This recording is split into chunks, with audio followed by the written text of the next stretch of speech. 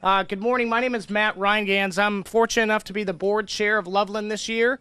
And as many of you know, we're here to break ground on the Loveland Village project. So let's have a big round of applause for that. My CEO over here, Carl, said he didn't want this to be about him, but in some ways it has to be. He's a visionary. This has been his champion project that he's been pounding into us as a board since 2006, and it's really cool to see this finally becoming a reality. As you know, the Loveland Village is going to be in two phases. Phase one is our planned residential community, 3 apartment buildings and a clubhouse. And we're doing this because this is the first generation of adults with developmental disabilities that's going to outlive their parents or their parents' ability to caretake for them. So as we go forward into the future, we hope this is a model for the rest of the nation. We have many adults, many students here who are in their 60s, 50s and 70s, and they're getting upward in age, and their parents, unfortunately, are coming to pass. So this is a fantastic project that we're working on here in Venice, Florida, and as I know, it's the one-of-a-kind, a unique project that we hope just takes root all over the state of Florida and all over the nation. So without further ado, I'm going to pass the mic off to our Congressman, Mr. Vern Buchanan. As you know, Mr. Buchanan has represented our district since 2007. He's a member of the House Ways and Means Committee, which has jurisdiction over tax policy, international trade, health care, and Social Security. Prior to serving in Congress, Mr. Buchanan was in business for over 30 years and was the chairman of both the Greater Sarasota Chamber of Commerce and the Florida State Chamber of Commerce. So without further ado, Congressman Vern Buchanan.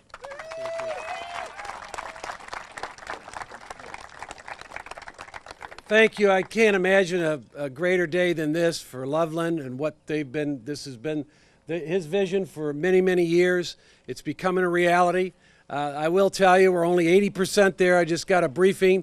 They will get to 100%, but they need everybody's additional help.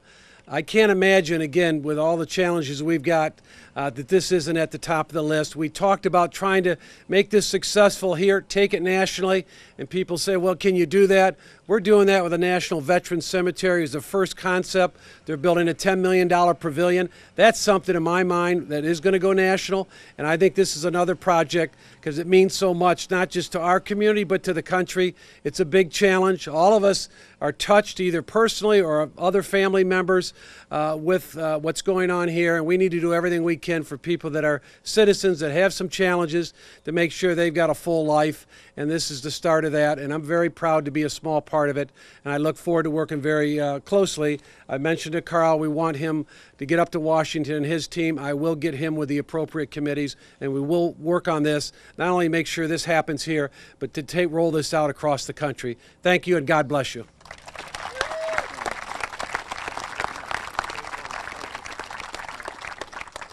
And now we'll hear a few words from our CEO, who's also bringing a student up here, Carl. Thank you. I guess there's only a few important people that get an umbrella. Where's my umbrella? Really? No. You're tall. You can hold the umbrella for everyone. I'd like to introduce you to one of our students, Mary Ann, who is also one of the performers in the Loveland Follies that just happened last week. And they are actually in an international competition at the Venice Theater this week. So we're looking forward to seeing some good things come out of our students and the efforts of the volunteers at the theater. And so without ado, I'd like to introduce you to Mary Ann.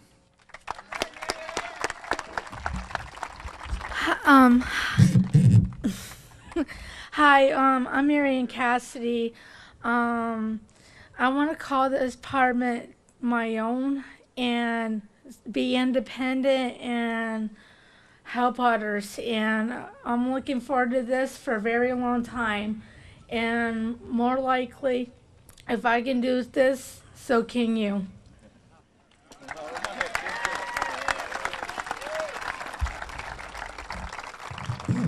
Well said, Mary Ann. I want to keep this very, very short. For those of you who know me, this is quite a challenge for me. But it is hot out here, and I do want to keep things rolling. First and foremost, the property that you're standing on is part of a great donation that was made by the Booth family that allowed us to build our campus here in 1999-2000, and without the Booth family, we wouldn't even have property to make this happen. So certainly, thank you to them.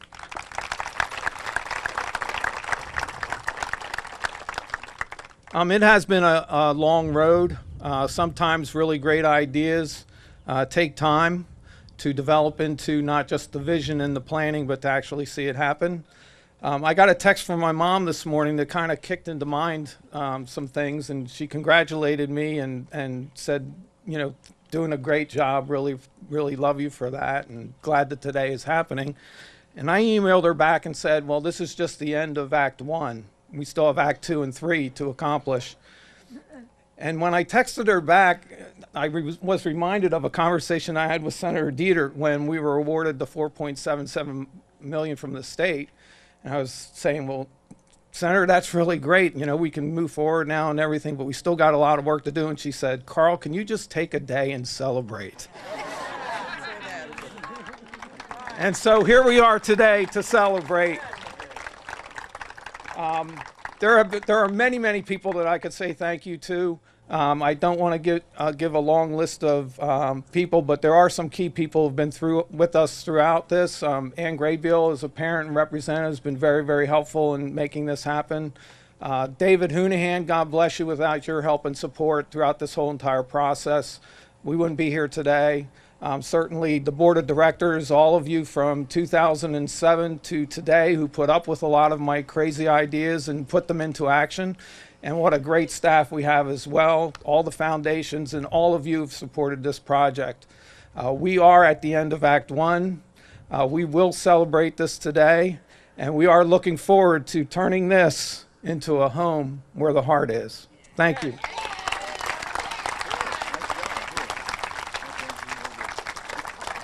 He's so polished, isn't he?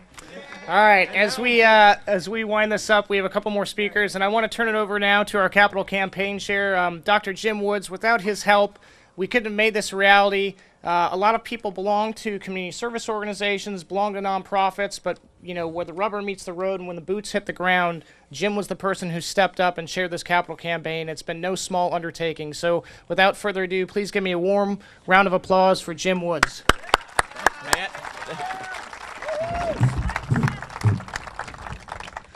I like where Mary Ann put these mics. Phase 1, $10.2 million. Through the efforts and pledges and contributions from the state of Florida, through the Florida Housing Finance Corporation, foundations, Gulf Coast Community Foundation in Selby, Lovelanders, the families and friends of Loveland, service clubs, the Rotary Clubs of Englewood and District 6970 in Venice, and Sertoma. Manufacturers, in-kind and financial support, especially PGT, have been very beneficial. Construction-related savings, too numerous to mention, and literally hundreds of individuals, including some of the students. Scott over there gives $5 a month to this project. There you are, Scott, right here in the front row.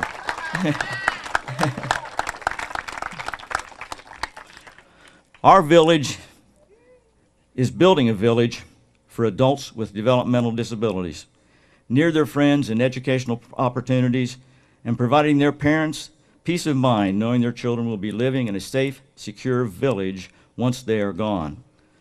We are only $1.2 million shy of our goal of completely funding Phase 1. Thank you from the bottom of my heart to all of you here who have pledged or donated to this project.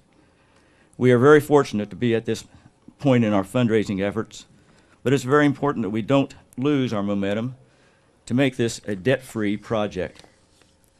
So I'm asking each of you to give if you haven't already, dig a little deeper if you have already, and become a champion for this project to your friends, relatives, church members, mahjong partners, golfing buddies, neighbors. Well, you get the idea. It's all about connectivity with and telling the story. You're asking for the future of adults with developmental disabilities and their families, not for yourself. It's the right thing to do. It's my pleasure now to introduce, wait, I'll go to page 12 here. Nancy Dietert. Nancy Dietert is a member of the Florida Senate who since 2012 has represented the 28th District, which includes Sarasota County and Western Charlotte County.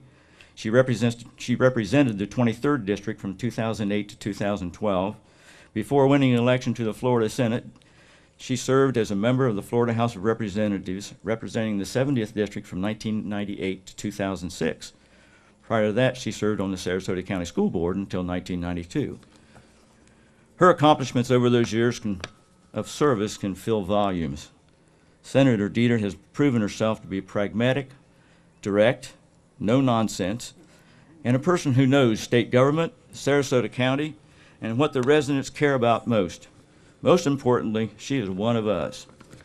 She has been a champion for Loveland Center and the Loveland Village project for many years. Today we are here because without her tireless efforts, this project would not be happening. Of the $10.2 million for Phase 1, she is directly responsible for the appropriation that will allow us to receive $4.775 million toward this goal. It is my pleasure and honor to introduce Senator Nancy Dietert. Thank you, Jim. That was very nice. Thank you, Jim. That was very nice. And it's a pleasure to be here, and I'll be really brief. I was thinking about the Loveland Follies that we all attended recently, and remember they had that song called It Started With a Whisper? And that's kind of how this project started. It started with a whisper, it started with a vision. It was Carl's vision, and he passed it on, and the people in Venice, when they see something good happen, they all come out. You're all standing out here in the hot sun. You're all the heroes of Loveland. Venice loves Loveland, and this is going to be a super project. It's been a long time since we shoveled dirt for this project, but I think we're probably on the 5-yard line. We've had to put up with some picky paperwork through Tallahassee, but I trust that Loveland will get all that done and that we won't die on the 5-yard line. No matter how picky it is, we have to do it. It's your dollars, and they want to make sure that the project's going to be completed, and we know that it is. So it started with a whisper, it started with a vision, and they say it takes a village to raise a child. It takes money to build the village. So that's part of the purpose of today, to say, yes, we're rolling, we're almost there. We need this little bit much more money to go over the top. So thank you for your past support, and any future support you can give would be greatly appreciated. Thanks.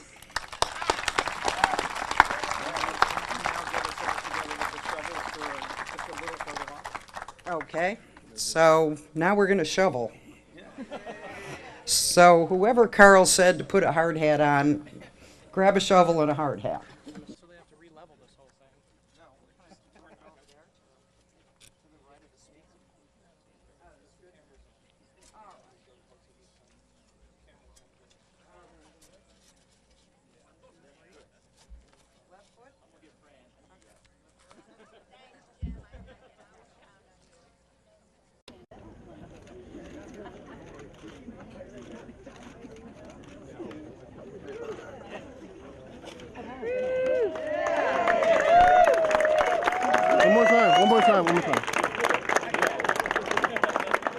One more time. One more time. 1, 2, 3, 4.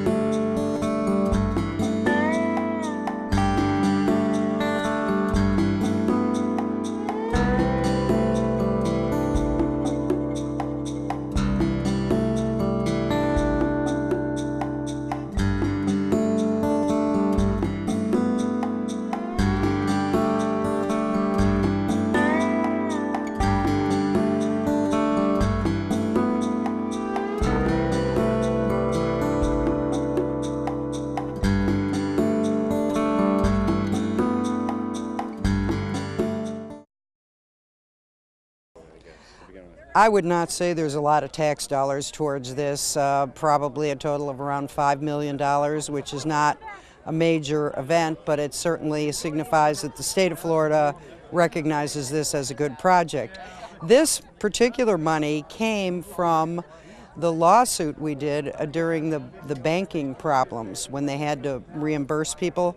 They had to reimburse the state of Florida millions of dollars for mortgage fraud, frankly. So that money was dedicated for affordable housing. So what we did is take a piece of the affordable housing lawsuit money and use it for this, because this project, to me, is the trifecta.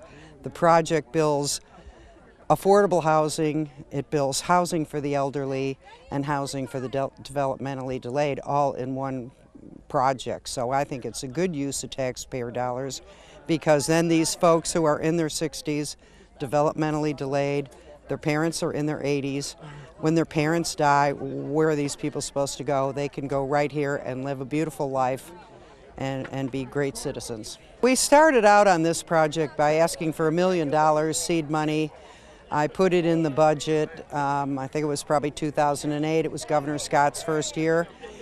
They put it on the turkey list like it was a turkey, so the governor vetoed it.